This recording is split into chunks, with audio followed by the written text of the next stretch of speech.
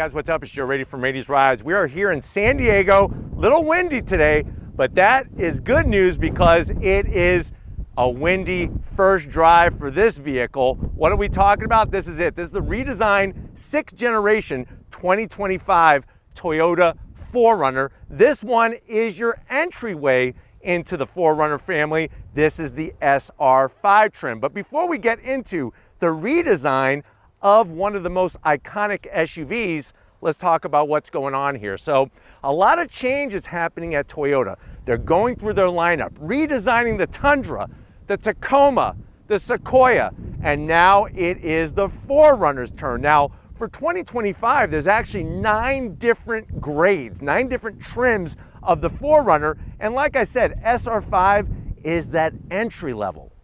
But what I want to find out is if you're looking for a new 4Runner, is the SR5 trim the one to buy? Is it worth the price at the end of the day? Let's go ahead, let's dive into our black SR5 and find out.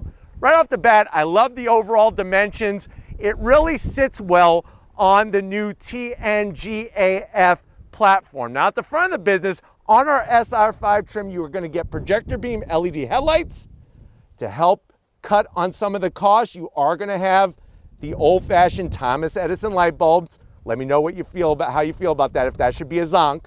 SR5 trim. You're going to get flat black on our fender flares, and we do have functional corner air curtains. Now, as we kind of drop down, you'll notice our removable air dam, and even on the SR5 trim, you are getting your black painted recovery tow hooks.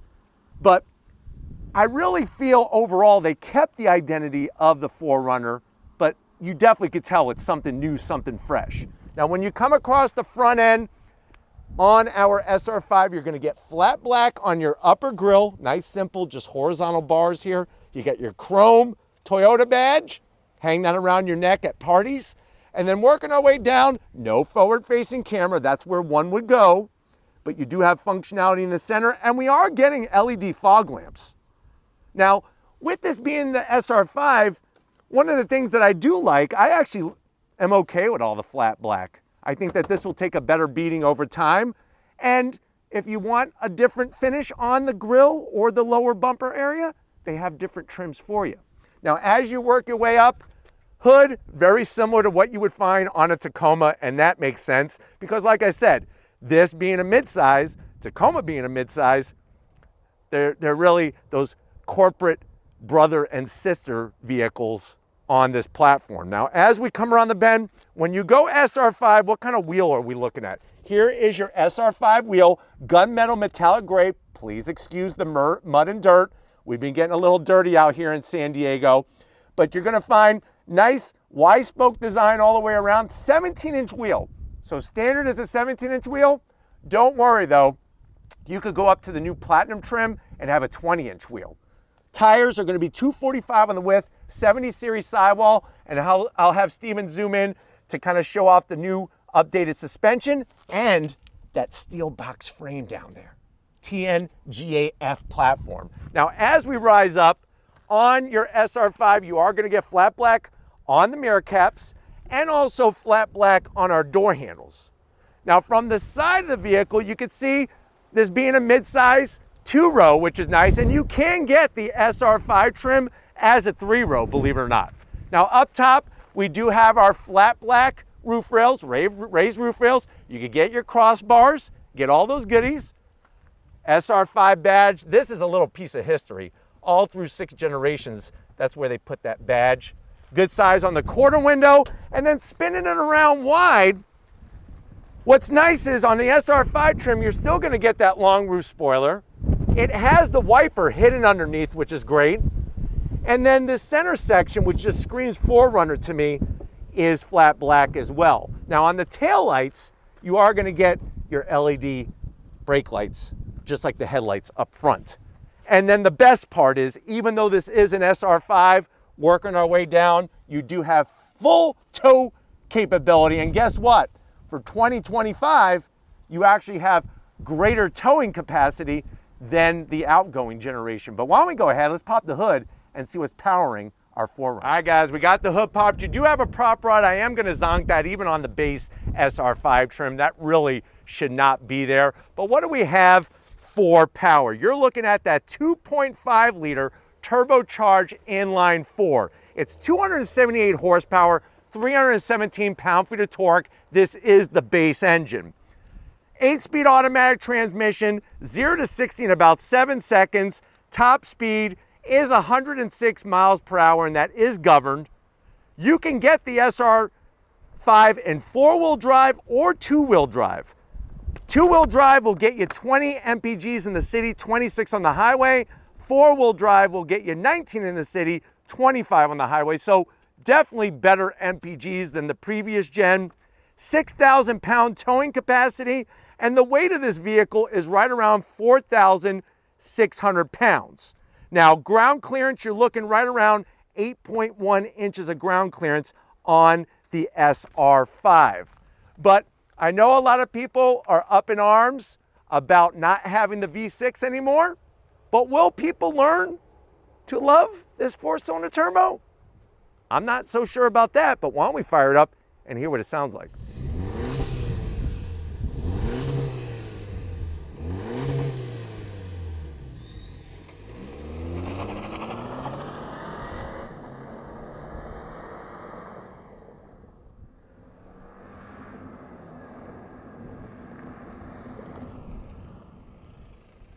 All right, guys, we're inside this 2025 Toyota 4Runner, this being the SR5 trim. I know you're saying to yourself, well, Joe, I want a new 4Runner. I don't care about all the gizmos and gadgets. I don't do a lot of off-roading, but I need something that's rugged. How much is this? MSRP for the SR5 trim, and this is the big topic of the video, MSRP is right around $41,000. Let's see what you get for the money when you go new 4Runner to the door panels.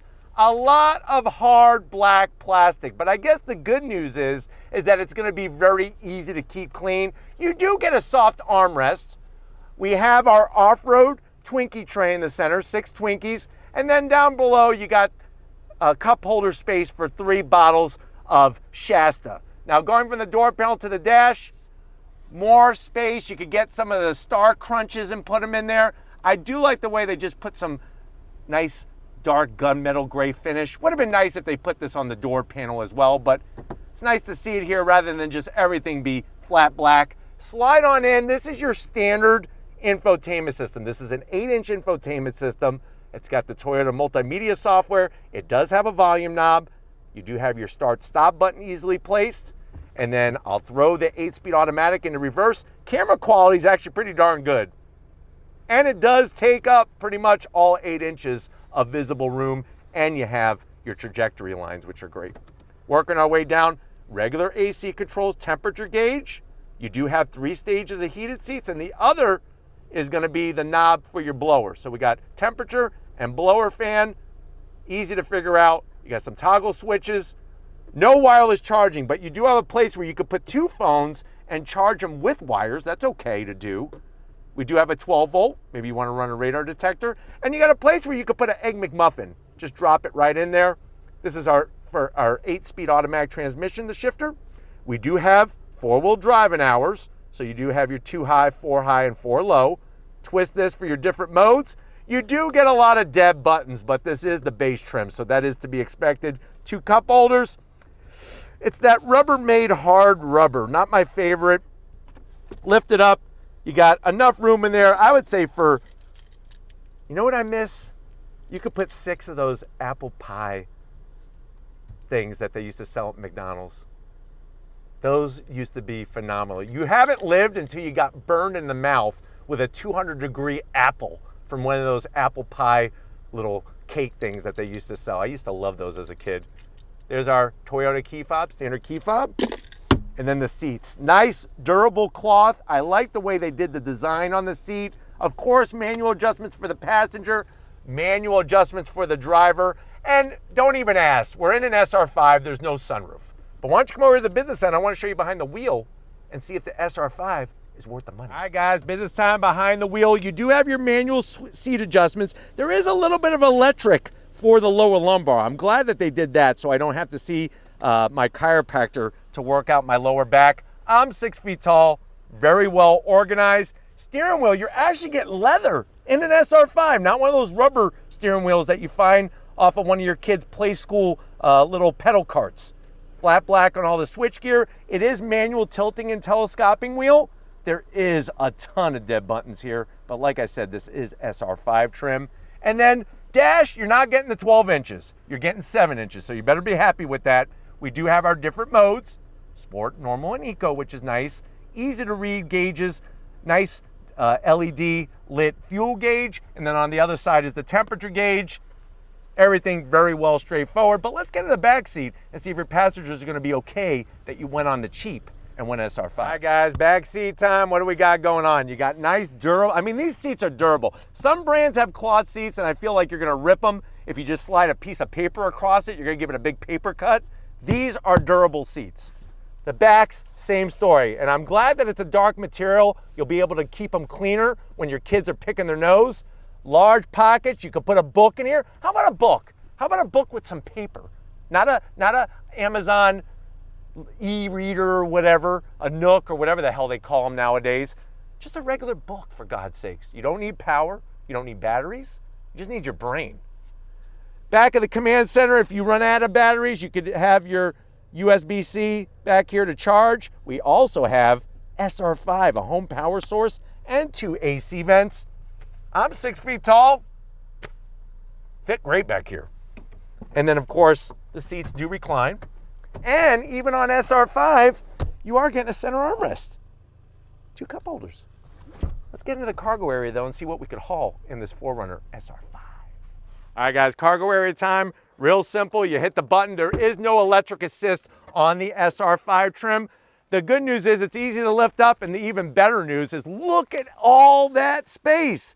How much room do we have? On the 2-row, you're looking at 48.4 cubic feet of space with the seats up. Fold the seats down, it's 90.2 cubic feet of space. And like I said, you could get this as a 3rd row. Now, what I love about the SR5 is how low the rear bumper is and how low the cargo floor is. Lots of height in here. You're even gonna get these areas that are normally for a 3rd row, which I'll be showing you that as well, but you could use these as little snack compartments. Put some pistachios, some cashews. I like to keep my nuts separated. I don't like to mingle my nuts. Now, on this side, you got a little nook for some Twinkies, a box of Twinkies, and you do have a home power source, even on the SR5 trim. But you know what? Showing you this thing is one thing. Another thing is going for a spin. So let's do our thingy thing and go on throttle in this 4Runner. All right guys, a little bit different camera angle because we are in the SR5, no sunroof. Really wanted to show you just how this space was organized and really how the turbocharged 4-cylinder behaves when you're behind the wheel. Now the good news is, even though you have the smaller 8-inch infotainment system, you don't have to be shy of the size of it. It's easy to get to, you have a real volume knob, and it's plenty of technology. You got the Toyota multimedia software, which really just the maps, the whole shabam, the over-the-air updates. The seats are manual control, but once you set it, forget about it. It's perfect and you're good to go. I'm gonna go ahead and make a quick U-turn here, and then I wanna go on throttle so that we can compare this 4-cylinder turbo with the outgoing V6. Now I do have it in 2-wheel drive, and I do have it in sport mode. So if you're ready, I'm definitely ready. You ready? On throttle, here we go.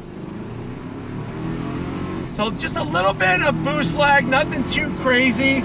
We're going slightly uphill and she's actually pulling very nicely. Now with the retuning of the TNGAF chassis, it really has a nice buttoned up experience.